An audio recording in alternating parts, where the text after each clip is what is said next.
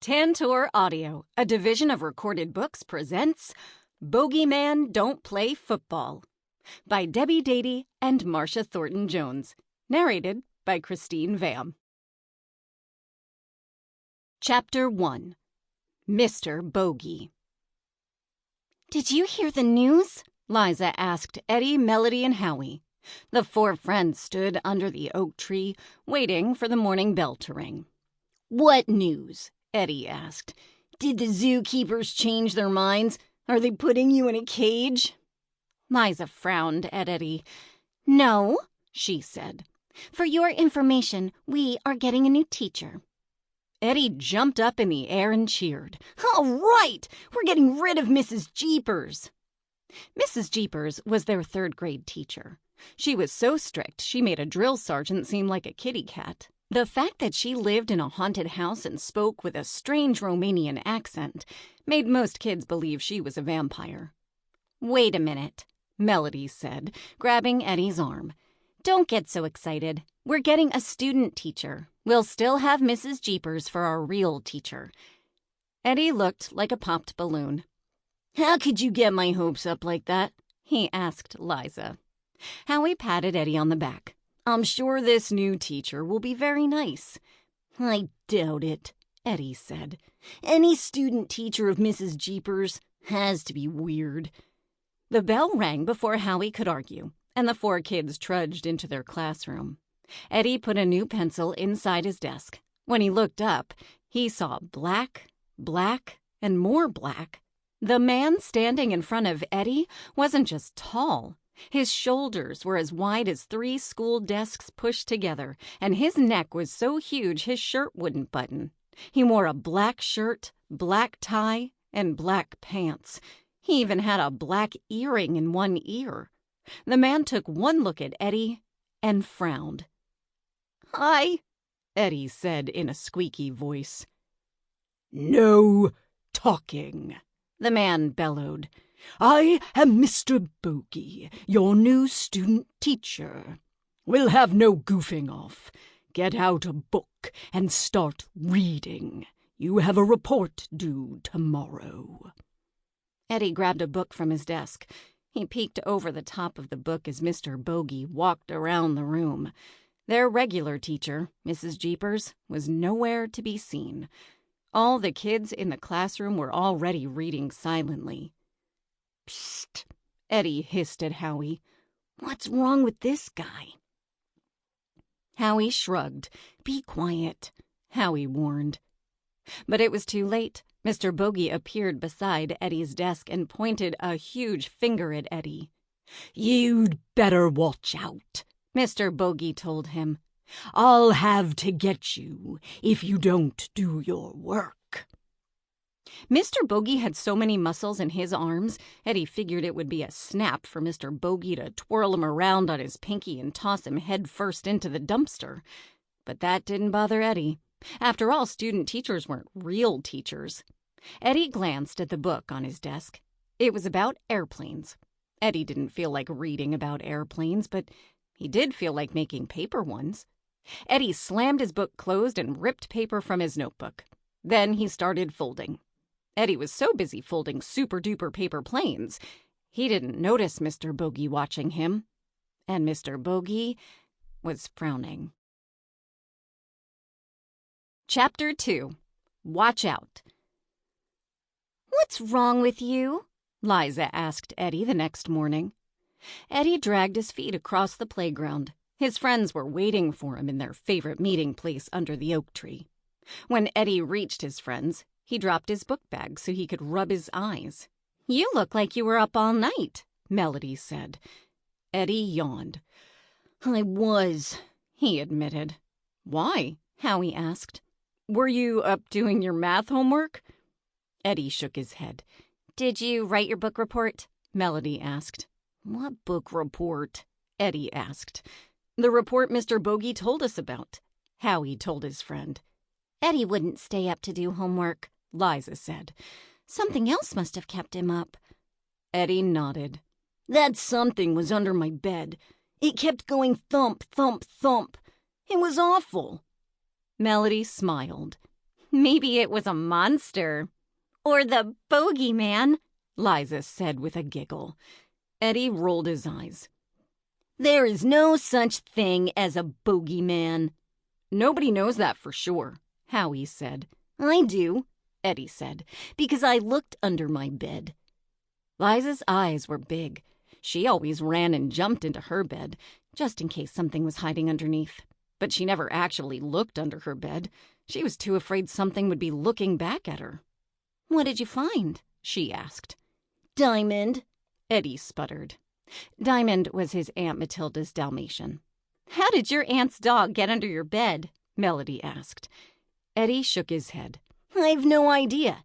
Aunt Matilda said she didn't let him out, but there he was, beating his tail against the floor right under my bed. I didn't get any sleep.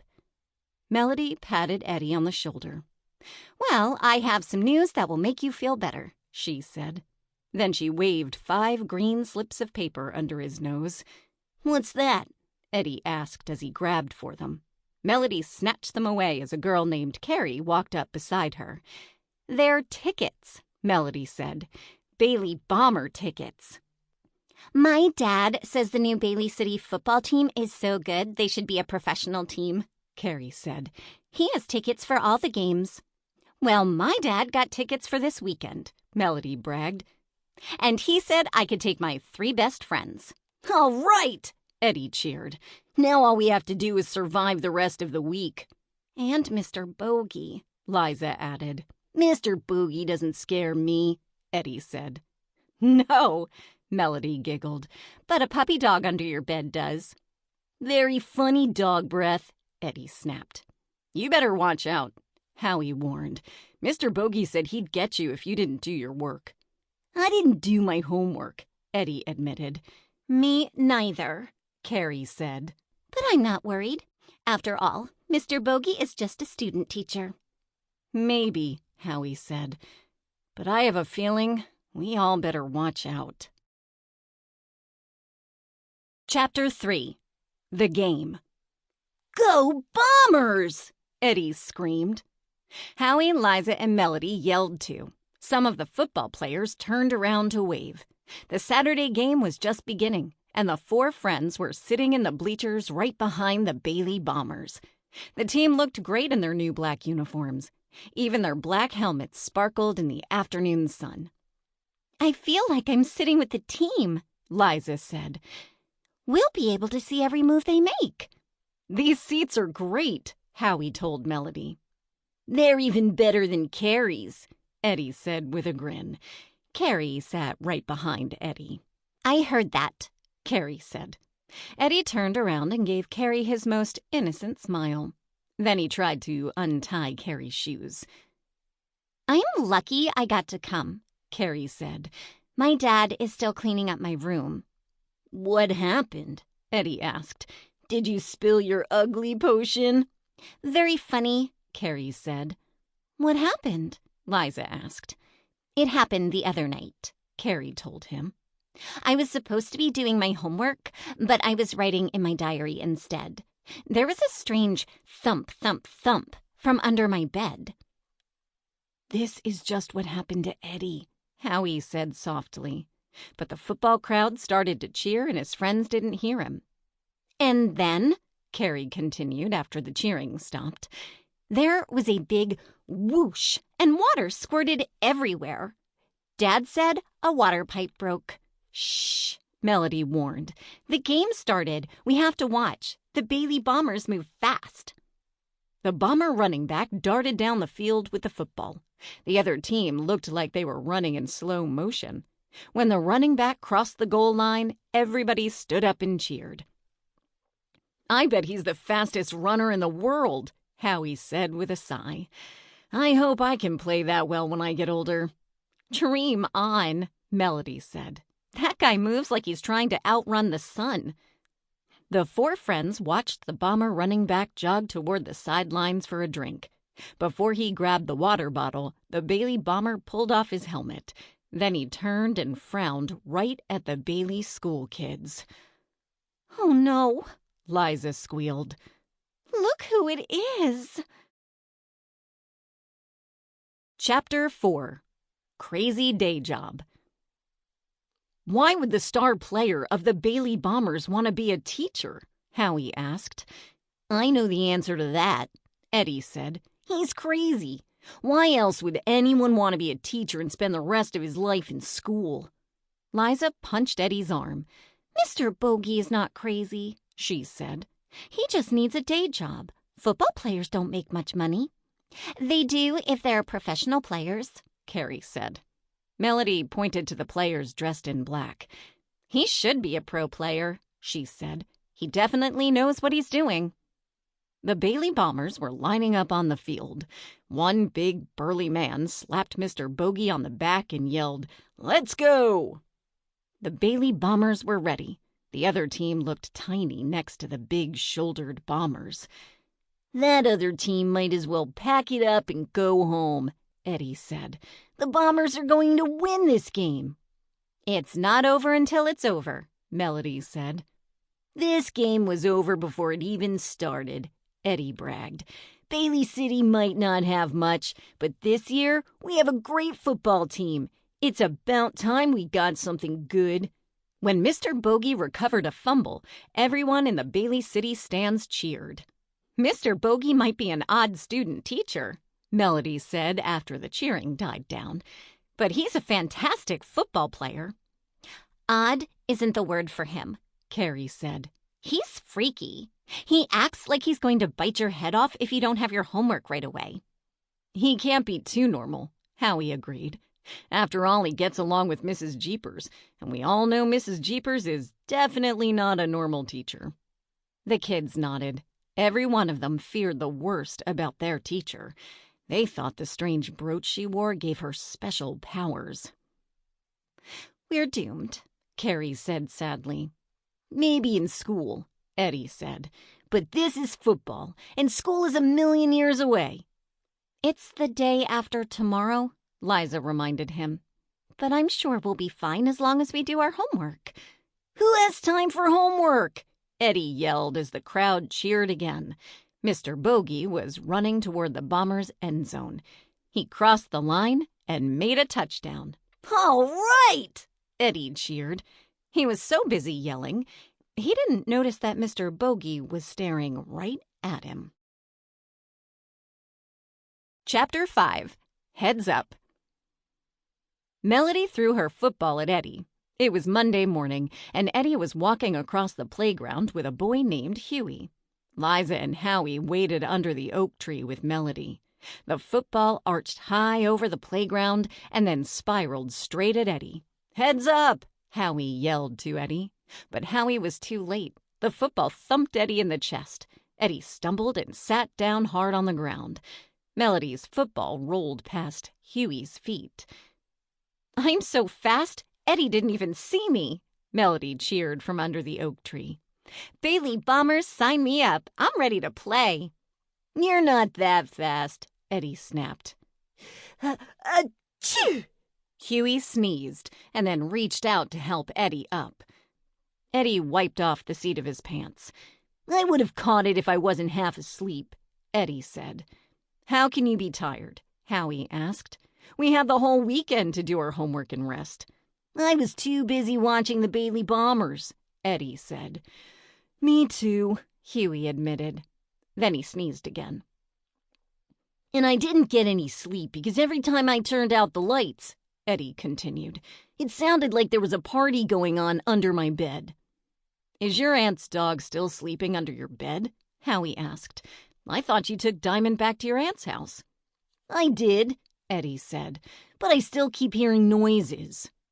Did it sound like someone scraping long fingernails on the wall? Huey asked, his face as white as the stitching on Melody's football. Did you hear thumps that sounded like somebody's head being bounced on the floor? I think that cold has gone to your head, Melody said to Huey, and snot has taken over your brains. Howie and Liza giggled, but Eddie wasn't laughing. Is this some kind of joke? Eddie sputtered. Did you have something to do with those noises? Huey stepped back until his shoulders rested against the oak tree. Of course not, he said.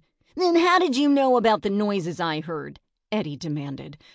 "Because," Huey said, "it sounds like something is under my bed, too." Melody laughed out loud. "Nothing could fit under your bed with all the junk you keep there." Everyone knew about Huey's messy room. "That's what my mom said," Huey admitted. "She made me clean under my bed. There were enough dust bunnies to wipe out every kid in Bailey City with allergies. I even stopped sneezing since yesterday. But I found more than dust." "Did you find some lost toys?" Melody asked. Huey nodded. "There were some old things, and most of them belonged to me. But not all of them." "What are you talking about?" Eddie asked. "There were cookie crumbs and a soda can," Huey said in a whisper. Eddie poked Huey in his stomach. "It sounds like you've had too many late-night snacks," he told Huey. "Those cookies weren't mine," Huey said. "I think someone, or something, has been living under my bed." Liza giggled and Melody laughed out loud. "Don't tell me you believe in monsters under your bed," Melody said. "Melody is right," Howie said. "You're always munching on something. You probably just forgot you took those cookies to your room." "Maybe," Huey said, reaching deep into his backpack. "But then how do you explain this?" Chapter 6. Who's Under the Bed? "Wow," Melody whispered, like she just met Troy Aikman. "Where did you get this?" She gently took the ball from Huey and read the name signed on the bumpy leather. "This football was signed by the Bailey Bombers' coach," she said. "How did you end up with that?" Liza asked. "I told you," Huey said. "I found it under my bed." "Well, if you didn't put it there, who did?" Eddie asked. Liza giggled. "Maybe the Bogeyman did it." Melody laughed, and Eddie rolled his eyes. But Howie grabbed Liza's arm. He started breathing really hard. "What's wrong?" Liza asked. Howie held his throat and tried to talk. Eddie grabbed Howie around the chest. "We'd better do that Hamlet thingy before he dies." Howie jerked away from Eddie. "It's the Heimlich maneuver," Howie told Eddie. "But it's not necessary." "You looked like you swallowed a dinosaur bone," Eddie pointed out. Howie shook his head. "I'm not choking," he said. "I just had an awful idea." Eddie shook his finger in front of Howie's nose. "How many times do I have to tell you?" he said. "Thinking is dangerous." "Not as dangerous as our student teacher," Howie said. "What does Mr. Bogey have to do with cookies and a football under Huey's bed?" Melody asked. Howie swallowed and looked around the playground to make sure no one else was listening.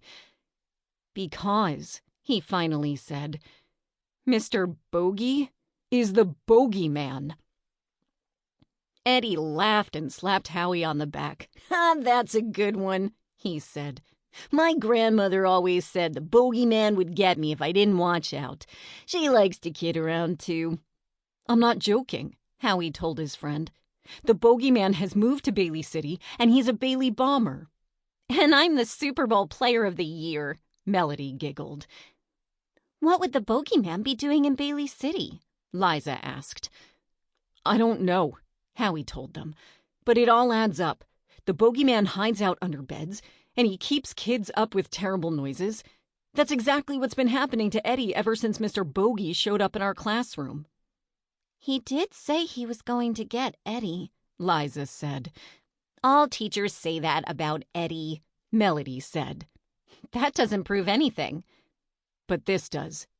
Howie pointed to the Bailey Bombers football that Melody held. "Whenever you look under the bed for the Bogeyman, he disappears. Only this time, the Bogeyman left one of his toys under Huey's bed." "Are you telling me the Bogeyman is living under my bed?" Huey squeaked. Howie nodded. "But don't worry. Now that you cleaned under your bed, he'll probably move into your closet." Huey looked like he was ready to faint. "Don't listen to Howie," Melody said. "I'm pretty sure the Bogeyman doesn't play football." "Melody's right," Eddie said. Then he grinned and grabbed the Bailey Bomber football from Melody. "But we do." Eddie tucked the football under his arm and took off running.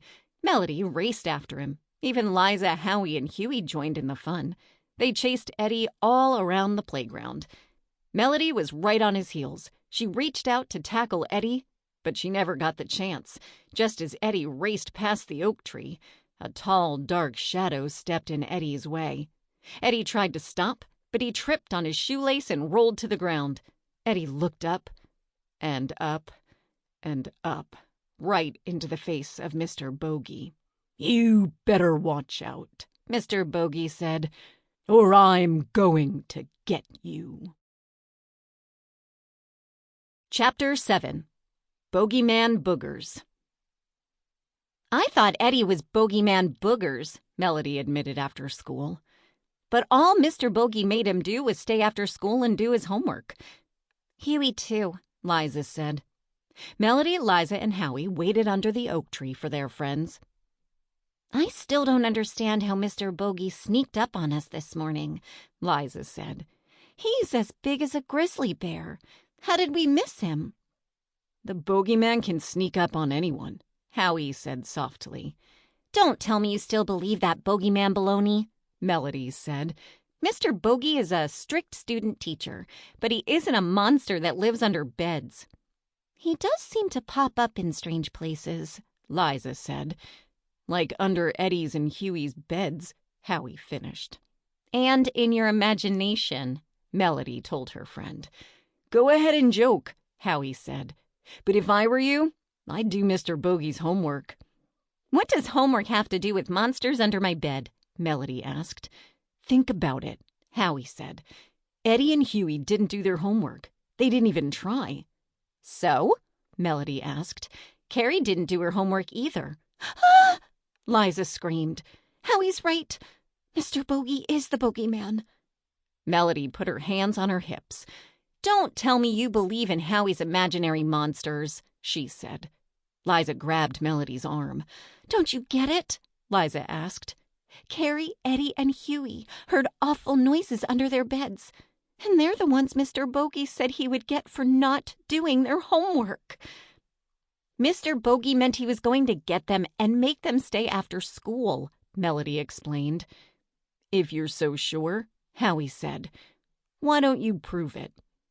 Melody shook her head so hard her pigtails bopped her on the nose. "I'm not about to spend the night under Howie's bed," she said. "That would give me nightmares for the rest of my life."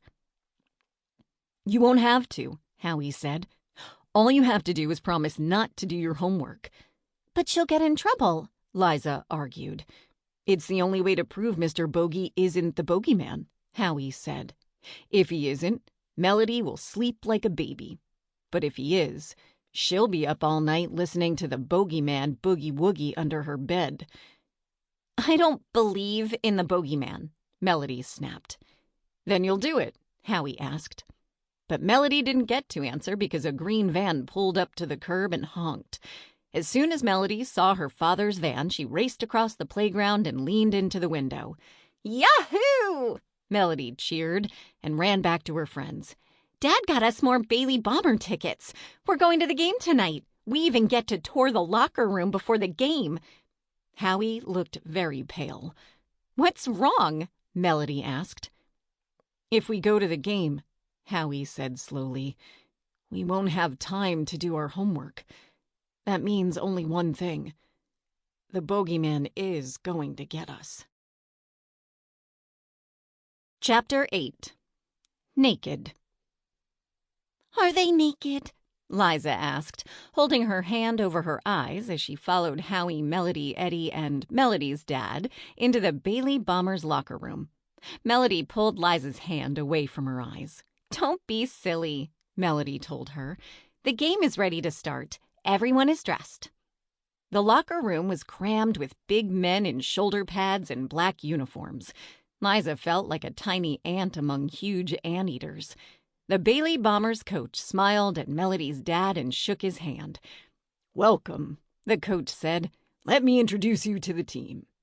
The coach took them around to meet every enormous player.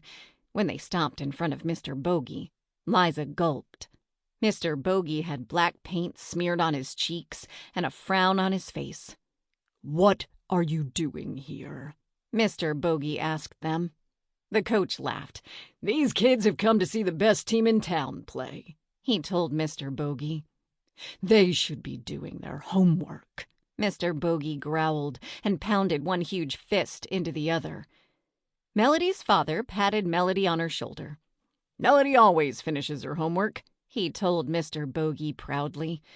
Mr. Bogey nodded at Melody's father before looking at Liza, Eddie, Melody, and Howie. "Do your homework, or I'll have to get you," Mr. Bogey warned. He grabbed his black helmet and set it on his head. Only his black beady eyes showed from behind the face mask. Melody pretended not to be afraid. "Good luck in the game," she squeaked. "Let's get moving," the coach yelled. "It's game time." The Bailey Bombers sounded like a herd of wild buffalo stampeding out of the locker room. Eddie, Melody, Howie, and Liza, and Melody's dad followed the team out the door. While the kids settled into the bleachers, Melody's dad went for popcorn. "Did you hear Mr. Bogey?" Howie asked his friends. "He said he would get us if we didn't do our homework," Liza whined. "I want to go home and get started right now." "Don't be silly," Eddie told her. "He's just trying to scare us." "It's working," Liza said. Howie pointed to the huge Bailey Bombers football team huddled in a circle on the field. "We should be scared. The Bogeyman is after us." "For snot's sake," Eddie said, taking his baseball cap and bopping Howie over the head. "Mr. Bogey is not the Bogeyman, and I'll prove it. Come on." Eddie jumped up and raced down the steps. "Where's he going?" Melody asked.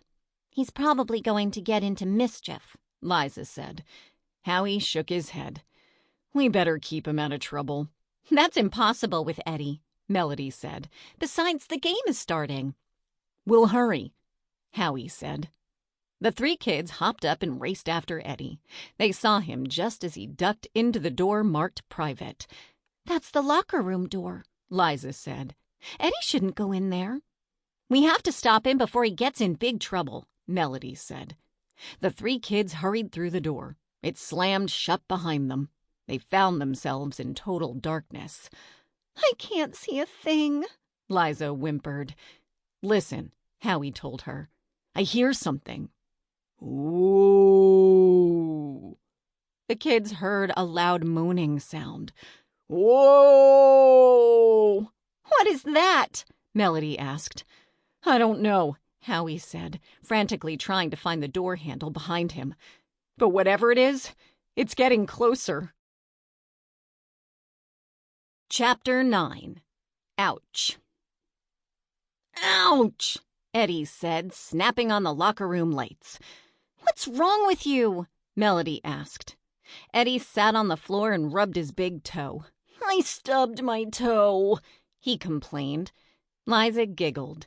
"You mean that was you moaning?" "I'm glad you think breaking my toe is funny," Eddie said. "Who did you think was moaning? The Bogeyman?" Instead of answering, Liza, Melody, and Howie looked around the locker room. "What are you looking for anyway?" Howie asked. "Proof that you're wrong about Mr. Bogey," Eddie told him. "What kind of proof?" Melody asked. Eddie limped over to a gray metal locker. "I'm not sure," he said, "but I'll let you know when I see it." Eddie opened the locker and looked inside. "Nothing here but stinky socks," he said, slamming the locker shut. "You should feel right at home," Melody said with a laugh. Liza crossed her arms over her chest. "You shouldn't be looking in other people's stuff," she told Eddie. "You want to find out if there really is a Bogeyman, don't you?" Eddie asked. "Well, sort of," Liza said slowly. "Then this is where we need to look," Eddie said, stopping in front of a locker labeled B. Bogey. "Let me look in there," Melody said, jerking the locker handle. "Ah!" Melody screamed as a huge figure tackled her to the ground. "Help!" she screamed. "Get it off me! It's the Bogeyman!" Eddie snatched the figure off Melody and she rolled to safety. Sample complete. Ready to continue?